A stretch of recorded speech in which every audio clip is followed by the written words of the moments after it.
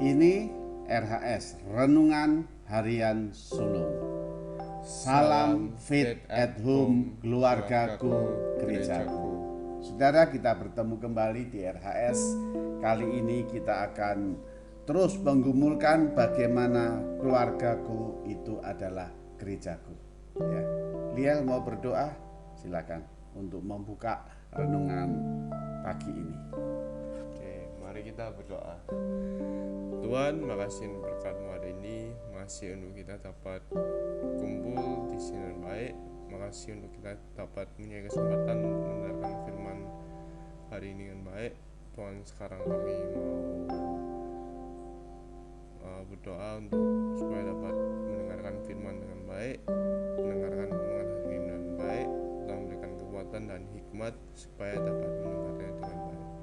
Terima kasih Tuhan untuk sepanjang berkat-Mu ini, dan di dalam nama Yesus kami berdoa, amin. Amin. Ya, kita akan teruskan Liel ya.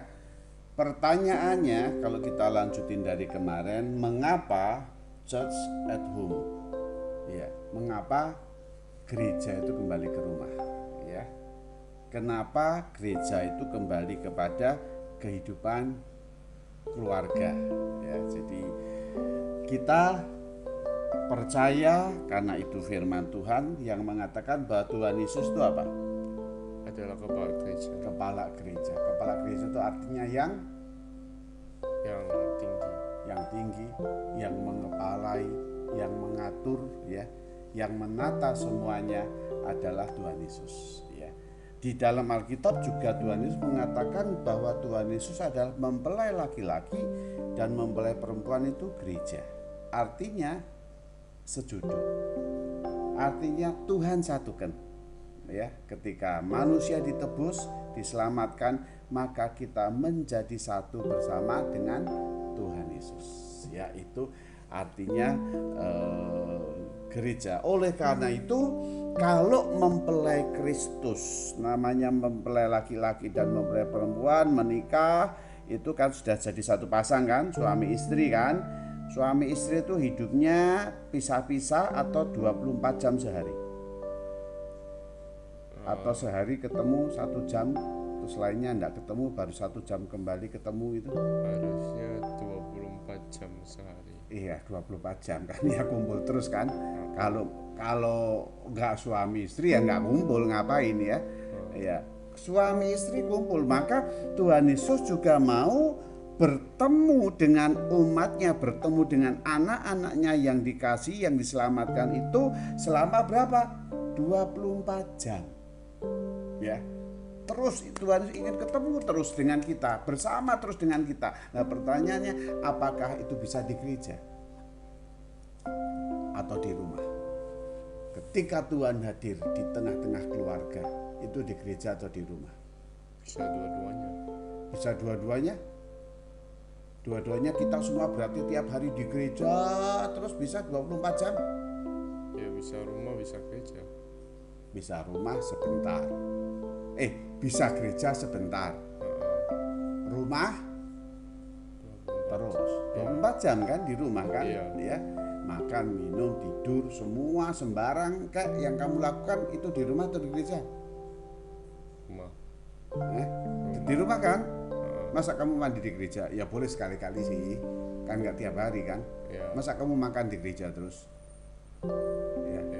Ya enak aja papa kalau mau makan. Kan makan di rumah, semua nih, hidup 24 jam itu dengan orang-orang yang ada di rumah. Ya, maka rumah yang namanya rumah keluarga itu menjalani hidup selama 24 jam sehari. Ya kan? Kalau di gereja paling-paling udahlah kamu paling banter. Papa lihat paling-paling kamu 5 jam lah paling lama di gereja, ya kan? 6 jam pernah? Pernah lah 6 jam. Tiap hari? Ya, sekali itu. Sekali. Ya. Semalam pernah old and new waktu buka tutup tahun tidur di gereja kan? Ya, tahun lalu sebelum pandemi ya. Ya kan, seringkali pemuda remaja tidur di gereja kan? Ya. Tapi habis tidur di gereja kemana? Ya, Rumah ya, berarti rumah itu jauh lebih penting sebetulnya ketika kita ada di dalam gereja, betul nggak? Betul. Ya, maka Allah Bapa, ya, Tuhan kita Yesus Kristus, ya, Roh Kudus mimpin kita kembali, ya, kembali mengembalikan apa? Fungsi pertumbuhan iman itu dimulai dari rumah, dari keluarga. Ya. Imannya Liel bertumbuh semakin dewasa, semakin kenal Tuhan itu melalui keluarga. Papa lihat kehidupanmu sebagai anak Tuhan, kamu lihat kehidupan Papa sebagai anak Tuhan, terus saling belajar, saling bertumbuh. Juga Mama, Koko, Cece, semuanya. Maka fungsi pertumbuhan iman bukan program gereja. Ya, fungsi pertumbuhan iman itu dimulai oleh Papa Mama yang menikah, yang diberikan anak. Maka iman itu harus diajarkan oleh siapa? Papa Mama. Ingat ya, kamu nanti pacaran, kamu berdoa, kamu bergumul, kamu ketemu jodoh yang Tuhan berikan, kamu menikah, kamu menjalani hidupmu. Ingat, iman kamu ajarkan pada anak yang Tuhan berikan di dalam hidupmu. Tanggung jawab Papa Mama itu luar biasa. Oleh karena itu orang tua bertanggung jawab. Wah, ini digarisi ya. Bertanggung jawab. Bertanggung jawab apa? Mewariskan iman kepada anak-anaknya, bukan gereja, ya. Jadi yang tanggung jawab terhadap kehidupan iman anak-anak adalah orang tua, Papa Mama, yang punya tanggung jawab yang penuh, ya. Nah, ternyata kita kembali lagi ya, berabad-abad menjadi pekerjaan setan apa? Dia tidak mau keluarga itu menjadi serupa Kristus. Ya, itu ya, hati-hati sekali, dan itu yang ayo kita perangi ya. Ini perintah Tuhan ya. Perintah Tuhan kepada umatnya Israel, kepada umatnya yang dipilih oleh Tuhan ya, kepada umatnya yang diselamatkan. Lihat, baca ya. Perintah. Dengarlah ya itu. Oke.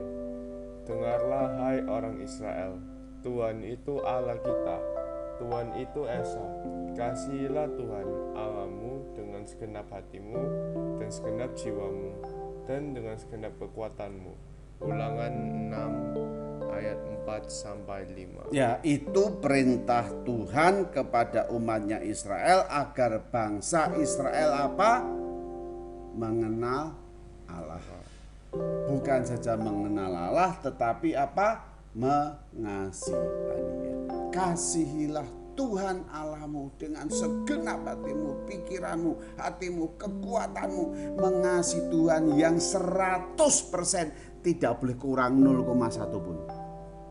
Ya, kamu mau ndak nanti ada kamu deketi cewek ya, lalu cewek itu ngomong, oh ya Liel, aku cinta mbak kamu Liel, ndak apa-apa, aku senang, kita berdoa, tapi cintaku adalah 99,9% ya, lalu 0,1 itu ada cowok lain. Cuma 0,1 tak loh. Iya, kecil kamu 99,999. Mau nggak? Ya gak mau. Nggak mau, kenapa? Ya kan kalau mengasihi kan harus 100%. Iya, mengasihi bulat, nggak boleh ada cacatnya. Tuhan juga gitu kan? Ya. Tuhan nggak mau ada sedikit titik kecil, walaupun nggak kelihatan, Tuhan nggak mau. Karena Tuhan sudah pol mengasihi kita. Tuhan tuh full ya, penuh mengasihi kita sampai dia memberikan nyawanya mati. Itu penuh ya, tidak tanggung-tanggung ya. Maka Tuhan katakan, kasihlah Tuhan Allahmu dengan segenap hatimu. Nah, dengan demikian maka berarti orang tua itu apa? Orang tua dipanggil Allah, dipanggil Tuhan untuk apa? Mengenal dan mengasihi Allah dengan seluruh hidupnya, tidak boleh cacat. Ya. Di situ Papa menuliskan panggilan mutlak. Mutlak itu apa? Mutlak. Ya, mutlak itu apa? Ya 100%. 100% harus, tidak bisa ditolak. Mau tidak mau harus, ya. Karena apa? Karena Tuhan sudah mengasihi kita dulu, maka kita dipanggil untuk mengasihi Tuhan. Panggilan mutlak yang Tuhan berikan pada orang tua. Dan setelah itu, lihat ayat itu mengatakan bahwa orang tua yang mengasihi Allah, orang tua yang mengenal Allah dengan benar, gitu ya, maka orang tua juga dipanggil untuk mengajarkan kepada anak-anaknya, ya. Ini nggak boleh dilupakan sama orang tua yang mengasihi Allah, orang tua yang dipanggil untuk mengajarkan kepada anak-anaknya. Nah, kamu baca, walaupun kamu belum jadi orang tua. Aku baca. Oh, iya baca kamu. Haruslah engkau mengajarkannya berulang-ulang kepada anak-anakmu dan membicarakannya apabila engkau duduk di rumahmu, apabila engkau sedang dalam perjalanan, apabila engkau berbaring, dan apabila engkau bangun. Ulangan 6 ayat 7. Ya, haruslah engkau apa, Lier? Mengajarkan sekali berulang-ulang itu artinya apa? Terus menerus, tidak boleh berhenti. Kepada siapa? Tetangga. Anak-anakmu, ya, yang dikasih anak, membicarakannya kapan? Pada waktu apa? Apabila duduk di rumah, pas kongko di rumah, jangan lupa dikaitkan terus dengan Tuhan. Lalu apa lagi? Apabila engkau sedang dalam perjalanan, ketika pergi, ingat Tuhan itu menyertai dalam perjalanan, tidak pernah ninggalin. Ngomong Tuhan, terima kasih penyertaan Tuhan kemarin, ya, kunjungi Mak Bi di Solo, Surabaya, Solo, semua Tuhan sertai dengan baik. Apabila engkau berbaring, apabila engkau tidur, apabila engkau bangun, ingat Tuhan dalam doa, dalam permohonan. Berarti apa? Terus menerus, ya, orang tua diminta untuk mengajarkan tentang siapa Allah, siapa Tuhan yang aku percayai. Itulah panggilan orang tua mengajarkan iman, gitu ya. Panggilan orang tua memperkenalkan Allah yang sungguh-sungguh Allah, yang sungguh-sungguh juru selamat, gitu ya. Kapan? Setiap hari. Satu hari berapa jam? 24 jam. Ya, jangan salah lo, ya. Ya. Satu hari 24 jam terus menerus bicara tentang Allah yang hidup, Allah yang bersama umatnya, Allah yang bersama keluarga, Allah yang ada di tengah-tengah keluarga kita. Itu ada. Bahkan apa, Liel? Tuhan Allah kita tidak pernah apa? Meninggalkan satu detik pun. Oh, Allah tertidur, nggak pernah, ya. Tuhan itu terus menyertai kita. Maka pengajaran iman dan pertumbuhan iman, Papa, Liel, ya, Koko, Cece, Mama, semuanya itu ada di dalam rumah, ya. Jadi kalau demikian apa, Liel? Gereja dipanggil untuk menjadi apa? Rekan kerjanya orang tua. Ya, program gereja harus menjadi rekan kerja orang tua. Untuk apa? Untuk iman dapat bertumbuh di rumah, di keluarga, at home. Jadi, Liel, ya, ini penting, ya, kepada semua saudara, ya, digaris bawahi, gereja bukan pengganti apa? Orang tua. Gereja bukan pengganti orang tua, ya. Maka perjalanan pertumbuhan iman dimulai di rumah, ya, bertumbuh berkembang di dalam keluarga, baru setelah dari rumah, dari keluarga berkembang ke dalam mana? gereja, terus ke pekerjaan, terus ke masyarakat. Ya, itu seharusnya terjadi. Iman saya bertumbuh di rumah, menular di gereja, menular di pekerjaan. Kalau kamu menular dari keluarga, menular di, kalau papa di kerjaan, kalau kamu di masyarakat, di sekolah, di kampus nanti, kalau kamu kuliah, iman yang ada dalam keluarga kita bertumbuh di sana. Ya, jangan jadi orang duniawi loh ya, di kampus, di sekolah, ya sama saja, tidak ada bedanya orang yang tidak kenal Tuhan. Enggak, iman yang dari rumah kamu saksikan bersama teman-temanmu dimanapun saja berada. Menjadi serupa dengan Kristus itu dimulai dari rumah. Ya, satu pujian ini ya dari Helen Pirina, bagus sekali ya. Lihat kita sama-sama menghayati pujian ini. Berbahagialah setiap rumah tangga, gitu ya. Rumah tangga yang ada di dalam Tuhan.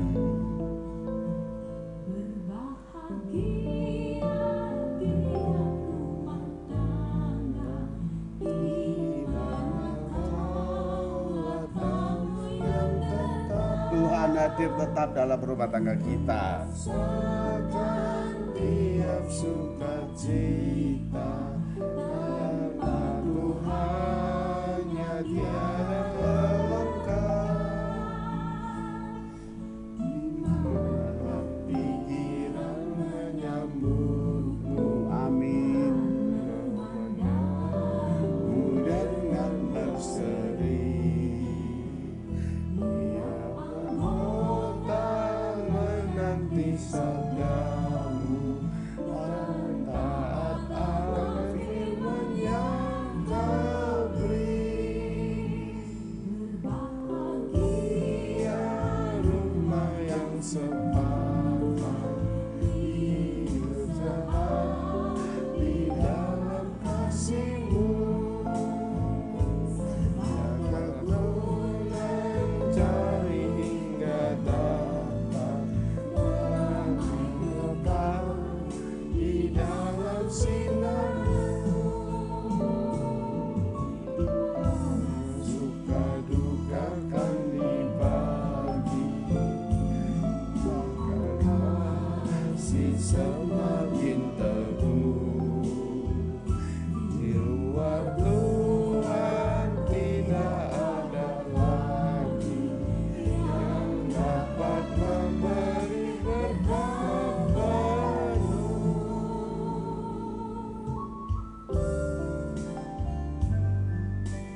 Kiranya Engkau sekarang berkenan memberkati keluarga ini, supaya tetap ada di hadapan-Mu untuk selama-lamanya. Sebab apa yang Engkau berkati ya Tuhan, diberkati untuk selama-lamanya.